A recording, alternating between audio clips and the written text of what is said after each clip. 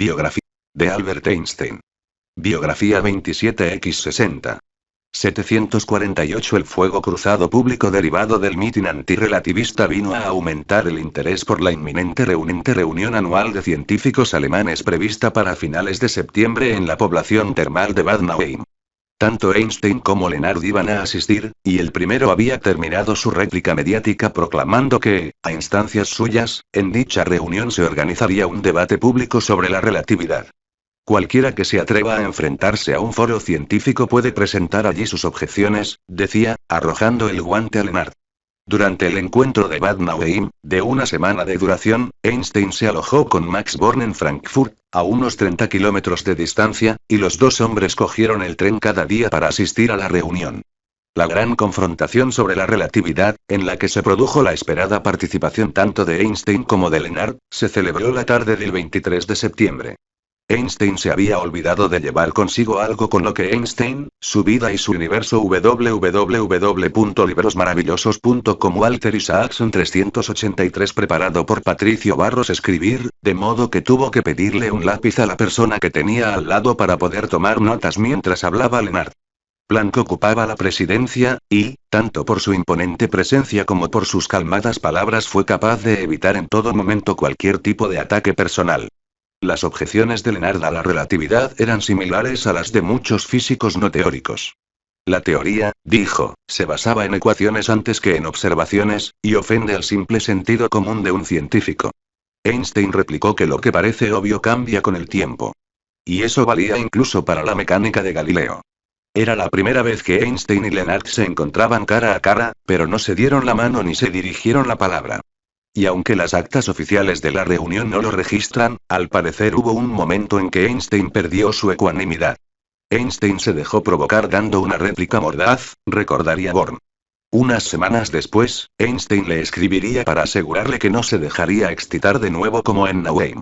749. Finalmente, Planck puso fin a la sesión, antes de que llegara la sangre al río, con un chiste malo. Dado que por desgracia la teoría de la relatividad hasta ahora no ha logrado ampliar el tiempo absoluto disponible para esta reunión, dijo, debemos aplazarla. Los periódicos del día siguiente se quedaron sin titulares, y el movimiento antirrelatividad amainó por el momento.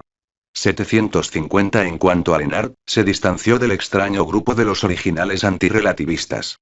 Por desgracia, Weyland resultó ser un ladrón, diría más tarde. Pero no renunció a su propia antipatía por Einstein. Tras la reunión de Bad Nauheim se mostraría cada vez más corrosivo y antisemita en sus ataques a Einstein y a la ciencia judía. Asimismo, se convertiría en partidario de la creación de una Deutsche Physik que purgara a la física alemana de influencias judías, que para él se ejemplificaban en la teoría de la relatividad de Einstein, con su enfoque abstracto, teórico y no experimental, y su tufillo, al menos para él, a un relativismo que rechazaba los absolutos, el orden y las certezas. Einstein, su vida y su universo www.librosmaravillosos.com Walter Isaacson 384 preparado por Patricio Barros unos meses después, a principios de enero de 1921, un oscuro funcionario de partido de Múnich recogería ese mismo tema. La ciencia, antaño nuestro mayor orgullo, es hoy enseñada por hebreos, escribiría Adolf Hitler en una invectiva publicada en un periódico. 751 Hubo incluso ecos que cruzaron el Atlántico. Aquel mes de abril, el The Arbor Independent, un semanario propiedad del fabricante de automóviles Henry Ford, ferviente antisemita, exhibía un estridente titular que ocupaba toda la parte superior de la portada. ¿Es Einstein un plagiario?, preguntaba de manera acusadora. 752 Einstein en Estados Unidos, 1921 La creciente fama mundial de Albert Einstein y su sionismo en ciernes se unirían en la primavera de 1921 en un acontecimiento único en la historia de la ciencia y, de hecho, remarcable desde todos los puntos de vista, una gran caravana de automóviles que recorrería durante 2 meses todo el este y el medio oeste de Estados Unidos, y que suscitaría la clase de frenesí de las masas y adulación de la prensa que habría entusiasmado a cualquier estrella del rock de gira.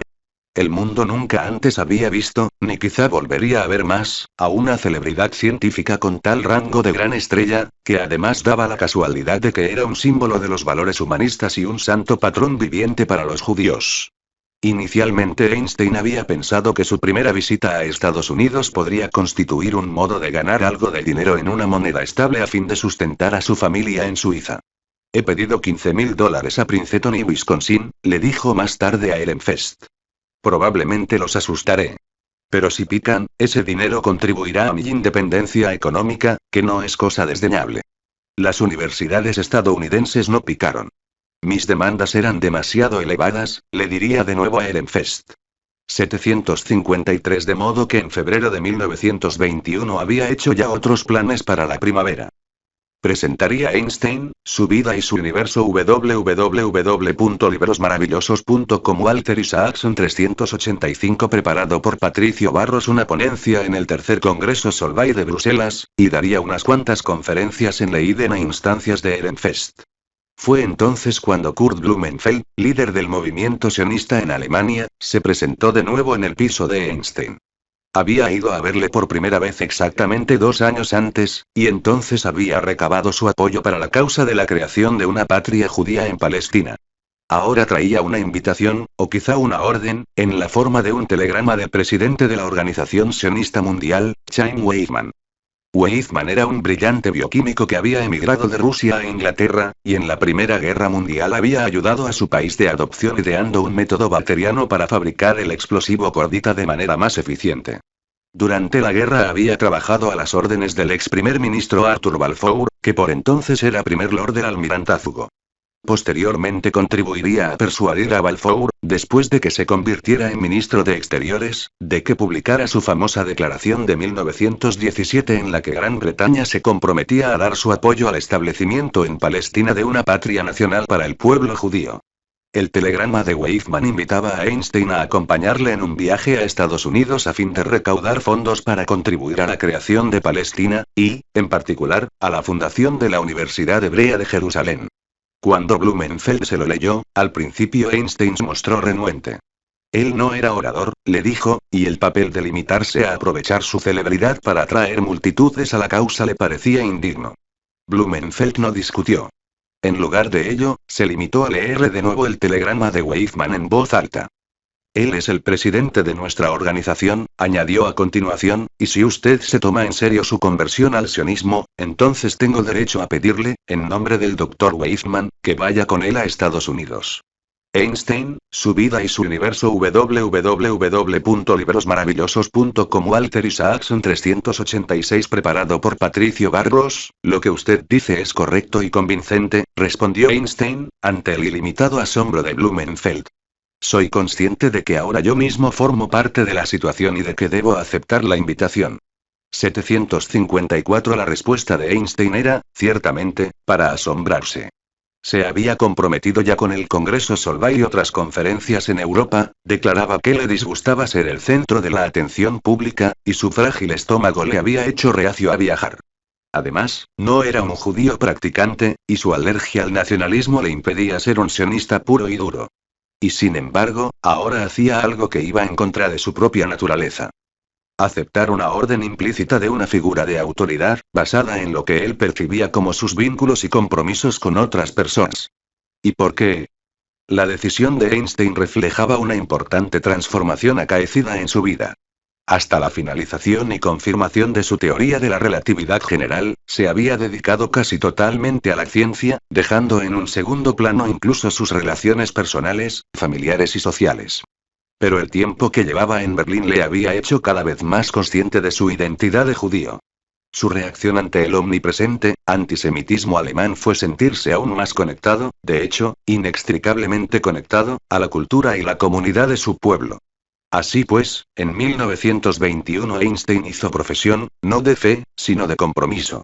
En realidad hago todo lo que puedo por mis hermanos de raza a los que se trata tan mal en todas partes, le escribió a Maurice Solovine. 755 Después de su ciencia, este se convertiría en el principal vínculo definitorio para él. Como él mismo señalaría hacia el final de su vida, tras rechazar la presidencia de Israel. Mi relación con el pueblo judío ha sido el más fuerte de mis vínculos humanos. 756 Una persona que se sintió no solo asombrada, sino incluso consternada por la decisión de Einstein, fue su amigo y colega de Berlín el químico Fritz Haber, que había renunciado al judaísmo y había hecho todo lo posible por Einstein, su vida y su universo. www.librosmaravillosos.com Walter Isaacson 387 Preparado por Patricio Barros asimilarse a fin de parecer un auténtico prusiano. Al igual que otros asimilacionistas, le preocupaba, comprensiblemente, la posibilidad de que una visita de Einstein al gran enemigo de guerra en representación de la organización sionista viniera a reforzar la creencia de que los judíos tenían una doble lealtad y no eran buenos alemanes. Además, Haber se había sentido entusiasmado al saber que Einstein tenía planeado asistir al Congreso Solvay de Bruselas, el primero que se celebraba después de la guerra. No se había invitado a ningún otro alemán, y su asistencia se veía como un paso crucial para el retomo de Alemania a la comunidad científica. La gente de este país lo verá como una muestra de deslealtad de los judíos, le escribió Haber a Einstein cuando supo de su decisión de viajar a Estados Unidos. Sin duda sacrificará usted la exigua base sobre la que se asienta la existencia de profesores y estudiantes de fe judía en las universidades alemanas.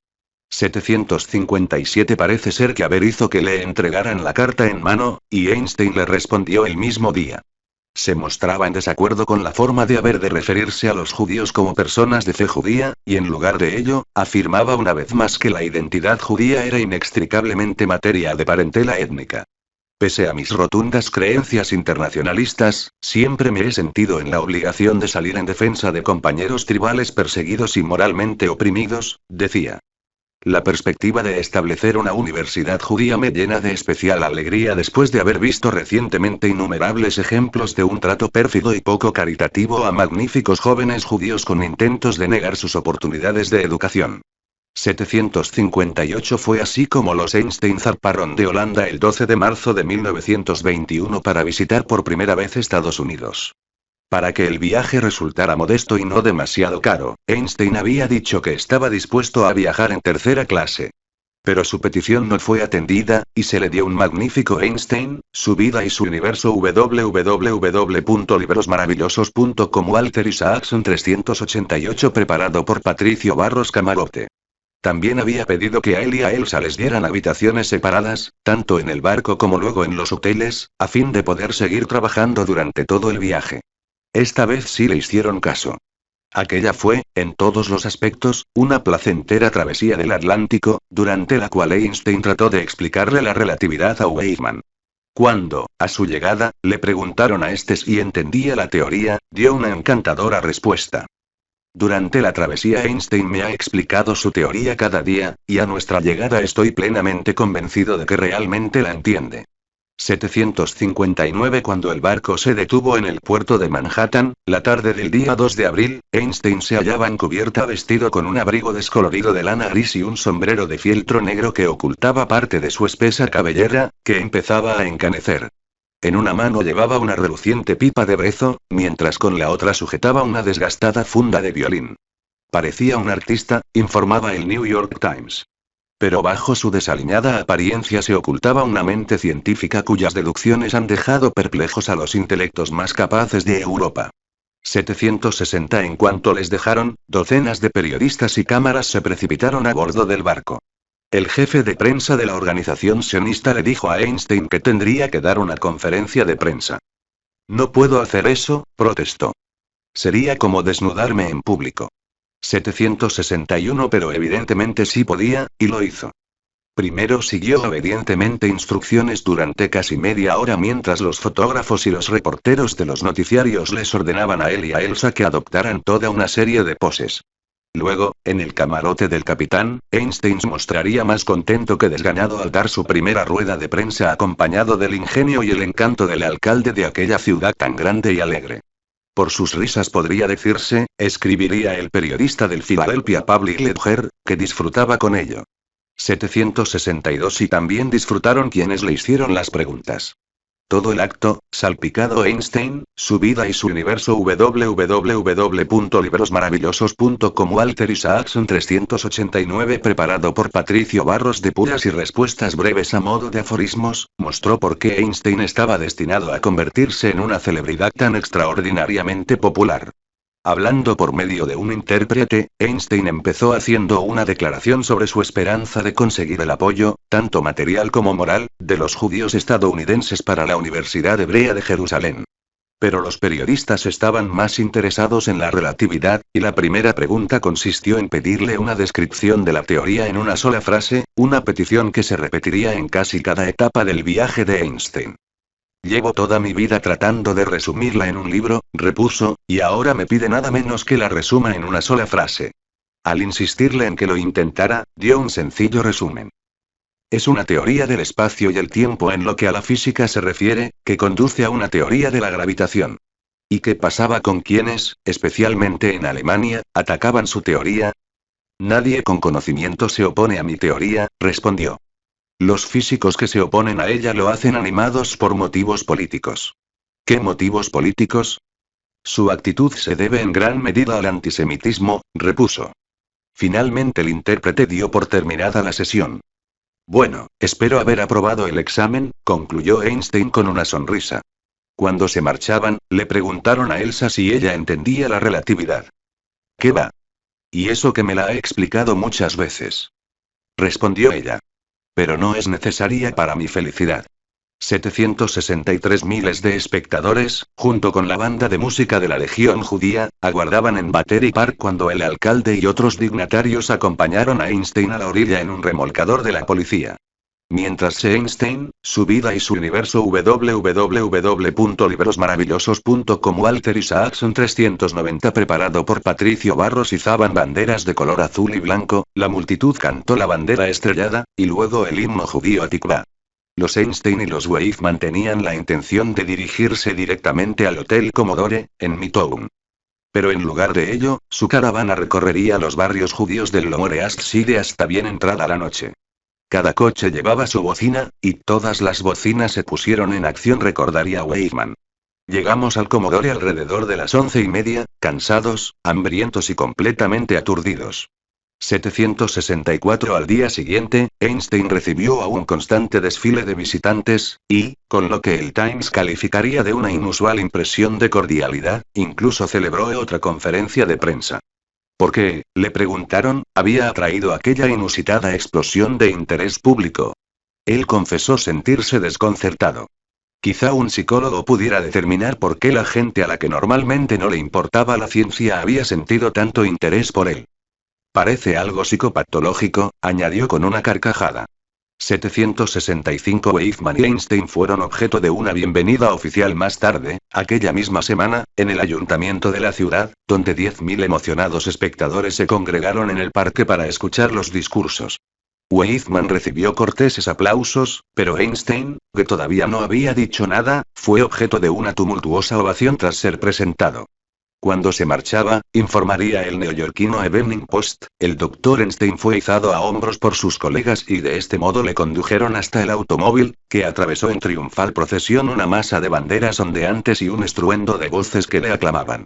766 Uno de los visitantes de Einstein en el Hotel Commodore fue un físico alemán inmigrante llamado Max Talmey, cuyo nombre había sido Max Talmud allá por la época en que era un estudiante pobre en Múnich.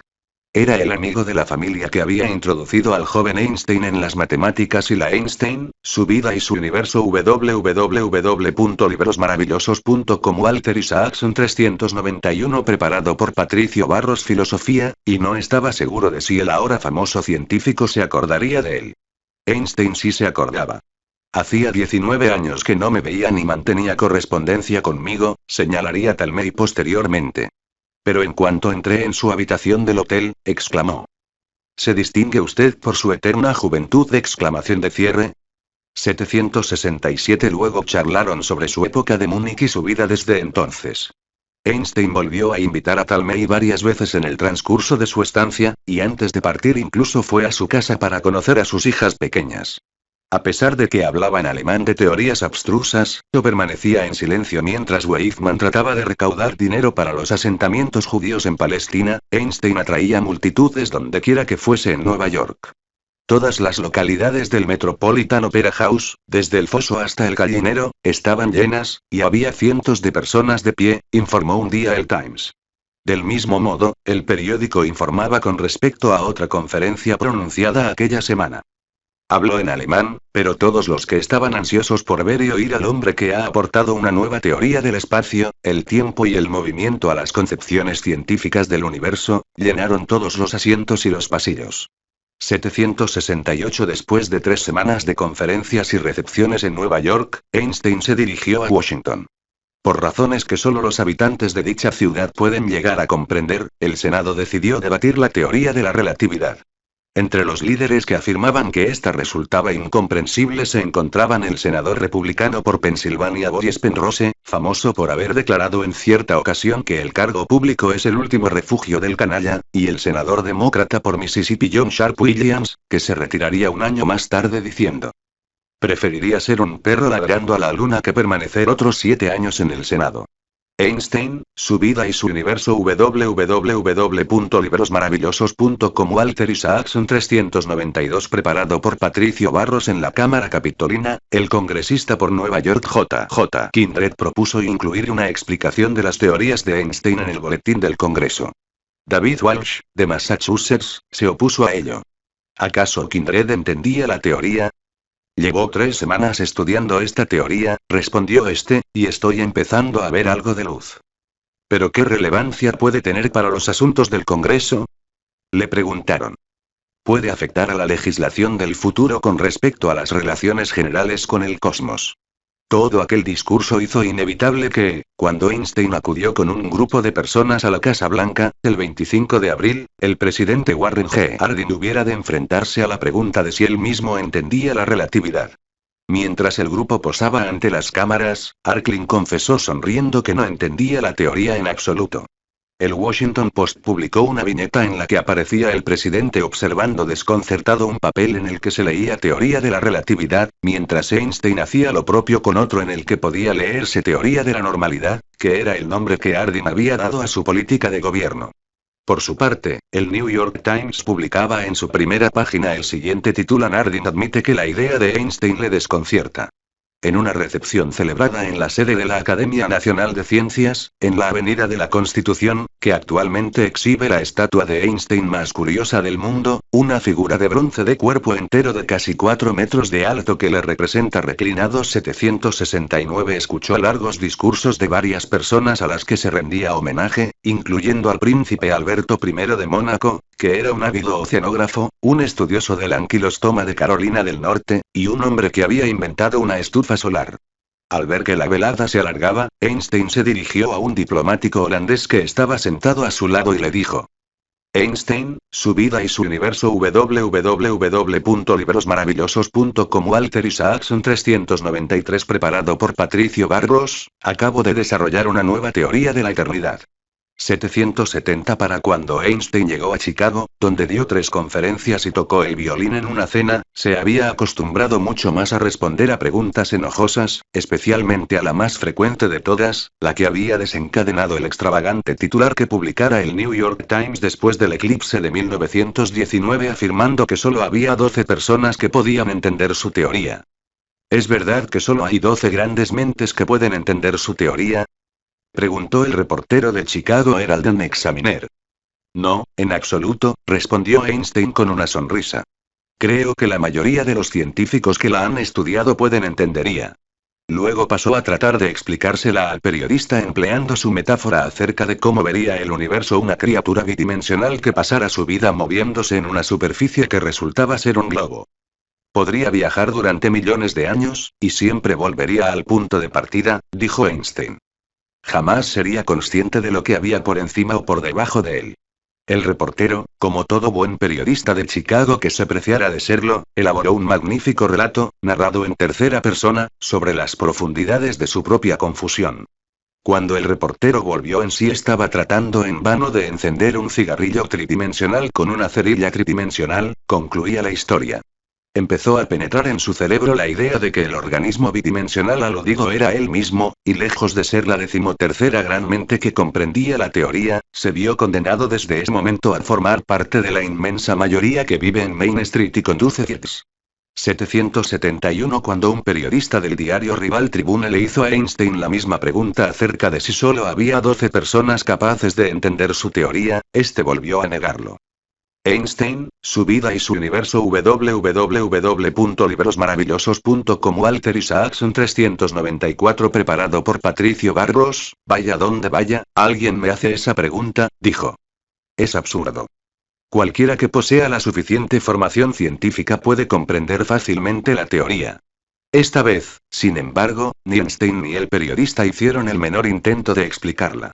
El Tribune lamenta informar a sus lectores de que no es capaz de presentarles la teoría de la relatividad de Einstein, empezaba el artículo. Después de que el profesor explicara que la exposición más superficial de la cuestión llevaría de 3 a 4 horas, se decidió limitar la entrevista a otras cosas.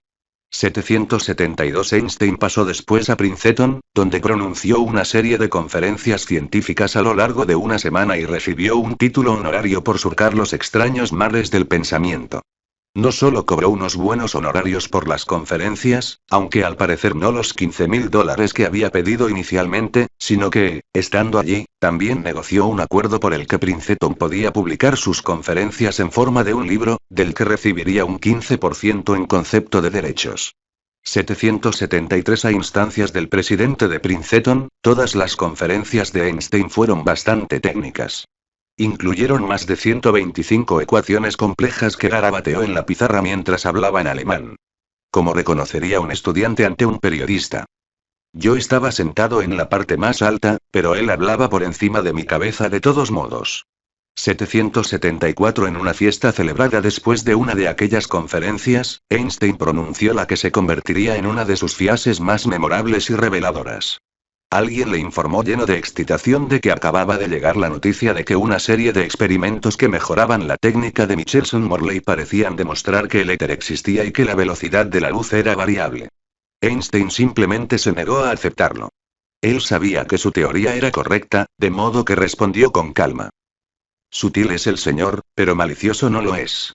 XX Einstein, su vida y su universo www.librosmaravillosos.com Walter Isaacson 395 Preparado por Patricio Barros El profesor de matemáticas Oswald Veblen, que estaba presente, oyó aquella observación, y cuando una década después se construyera un nuevo edificio para el departamento de matemáticas, le pediría permiso a Einstein para grabar aquellas palabras en la repisa de piedra de la chimenea de la sala de profesores. Einstein no solo le daría encantado su aprobación, sino que además le explicaría lo que significaba. La naturaleza oculta su secreto debido a su nobleza esencial, pero no por medio de ardides. 775 El edificio se convertiría más tarde, y bastante acertadamente, en la sede temporal del Instituto de Estudios Avanzados, y Einstein tendría su despacho allí cuando inmigrara para establecerse en Princeton, en 1933. Hacia el final de su vida, Einstein se hallaba un día delante de la chimenea en una fiesta organizada para celebrar la jubilación del matemático Hermann Weyl, un amigo que le había seguido de Alemania a Princeton cuando los nazis llegaron al poder. Aludiendo a su frustración ante las incertidumbres de la mecánica cuántica, Einstein señalaría con la cabeza al tiempo que le diría a Weyl en tono de lamento. ¿Quién sabe? A lo mejor sí es un poco malicioso. 776 A Einstein pareció gustarle Princeton, que calificaba de joven y refrescante. Una pipa todavía por fumar. 777 Para un hombre que siempre llevaba invariablemente alguna nueva pipa de brezo, aquello era un auténtico cumplido. No resultaría sorprendente, pues, que 12 años después decidiera trasladarse allí de forma permanente. Harvard, donde Einstein fue a continuación, no le granjeó tantas simpatías. Quizá ello se debiera a que el presidente de Princeton, John Even, le había presentado en alemán, mientras que el de Harvard, A. Laurence Lowell, se dirigía a él en francés. Además, Harvard había invitado a Einstein a visitar la universidad, pero no a dar ninguna conferencia. Algunos dijeron que aquel desaire se debía a la influencia de un grupo sionista rival en Estados Unidos que lideraba Louis Brandeis, un graduado de la Facultad de Derecho de aquella universidad que se había convertido en el Einstein, su vida y su universo www.librosmaravillosos.com Walter Isaacson 396 Preparado por Patricio Barros primer juez judío del Tribunal Supremo. La acusación se extendió hasta el punto de que un protegido de Brandeis, Felix Frankfurter, hubo de desmentirlo públicamente. Aquello generó una divertida carta de Einstein a Frankfurter sobre los peligros del asimilacionismo. Era, escribía, una debilidad judía tratar siempre y ansiosamente de hacer que los gentiles estuviesen de buen humor. 778 Brandeis, un judío extremadamente asimilado que había nacido en Kentucky y se había convertido en un bostoniano de pro, era un caso parecido a los judíos de Alemania cuyas familias habían llegado en el siglo XIX y tendían a mirar con desprecio a los inmigrantes, más recientes, procedentes de Europa Oriental y de Rusia. Por razones tanto políticas como personales, Brandeis se había enemistado con Weizmann, un judío ruso que tenía un enfoque del sionismo más agresivo y político.